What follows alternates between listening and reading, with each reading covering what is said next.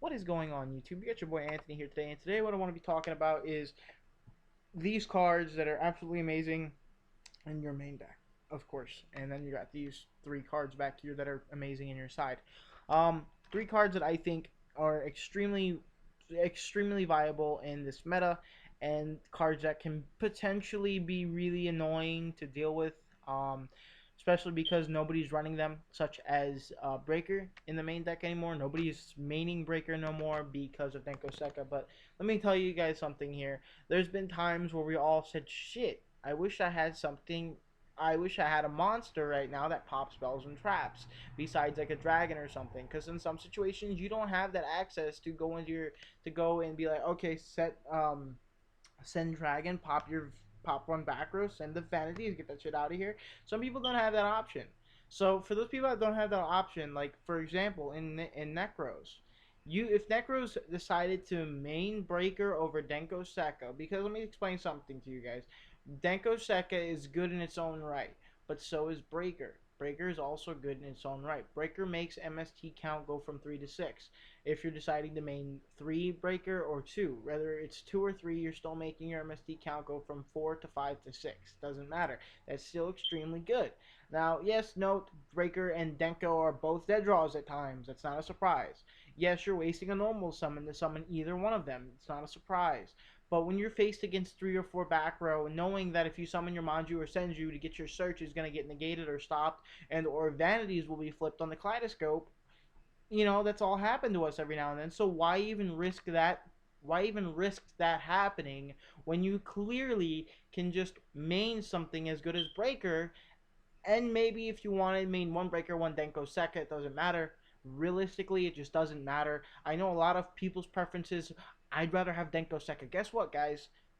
Does nothing against this face up. Nothing against this face up. Nothing against this face up. Nothing against face up vanities. This does shit to all those cards.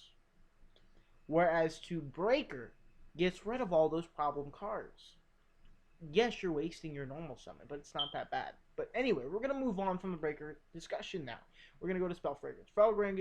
Anti-Spell Fragrance is another fantastic card in this format against Necros, Necloth, all that shit, Clifforts. Um, it's even semi-decent against Stereos and stuff like that. Any deck that kind of relies on activating spell cards turn 1, that they go, and you have this, and then you flip this up, it pays pretty much, it puts a very very sad expression on your opponent's faces. Also, so does Mistake. Mistake is all around great card, and I think all these cards could be mained. Mistake, of course, has been shown that it can be mained in Yusenjus. That's not a new thing. That's very old actually right now. But basically, the point that I'm trying to get across to you guys here is this went from this went from 3 to now 5 or 4 or 6. People that say it's not good because you have to waste a normal summon are retarded and small-minded.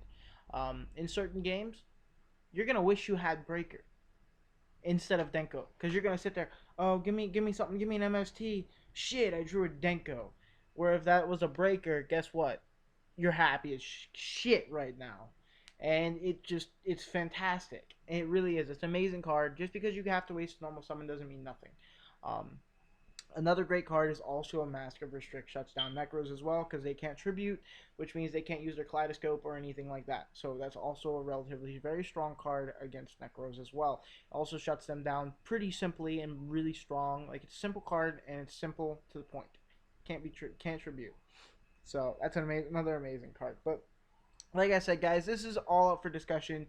You guys can say I'm terrible for even considering that Necro should be maining Breaker, but don't you get me wrong, Breaker can be mained in any deck. It's not gonna kill you like in certain decks, like for example, like Denko Seka would. Yusenjus really can't really support Denko Seka, stuff like that, but they can support Breaker. That's one thing that they can support. They can support Breakers and stuff like that. And this is another great anti-meta card. Like I said, this should be sided in any side, at least at 2, for those annoying, pesky vanities matchups, and you're not getting into your MST, your Fairy Winds, or any of those, you're just not getting those fast enough. You throw in this as well with all that, odds are, guys, you're gonna get all the back row hit you're gonna want. So, in my opinion, I think these are the best cards to be mained in this current format. These 6 cards can be mained. I would preferably just do this though. I would probably main 2 of each in my decks, which I think works out better, and side in the other 2 in case you absolutely need them in like a dire situation. But these 2 cards are absolutely amazing for shutting down all the meta decks. Well, minus BA, because BA is, but BA is kind of slowly dropping off the wagon though. It's like it's not highly played as it was last format, of course, with necroz now being a thing and being just really good, and then Clifford's just dominating as well. So in my opinion, I think these cards, yes, as I said though, with the breaker situation, you do waste a normal summon, but odds are you're gonna waste a normal summon with your Manju/Senju, and odds are it's gonna get negated or breakthrough skilled or fiendish chained or warninged or whatever the case may be, or it might even get mistaked. It doesn't matter. Odds are you're going to be wasting a normal summon on your Manju/Senju anyway, so why not just throw in the breaker? Because odds are that Manju/Senju is going to get negated. Why not bait all the back row out with your breaker and have the option to possibly pop a back row? In my opinion, though, a lot of people say I'm stupid and retarded for even mentioning this in any videos or even mentioning this in the chat. Because I've mentioned breaker and necroz in chats and high rated games, and people just call me stupid. I actually played a few of them, and after I played them, I beat them basically off of breaker a couple times, and they still called me bad. But it doesn't really matter. That's not the point of this video. The point of this video is getting across that not only breaker is good, but these are extremely good too. These are amazing. Like if you have these two.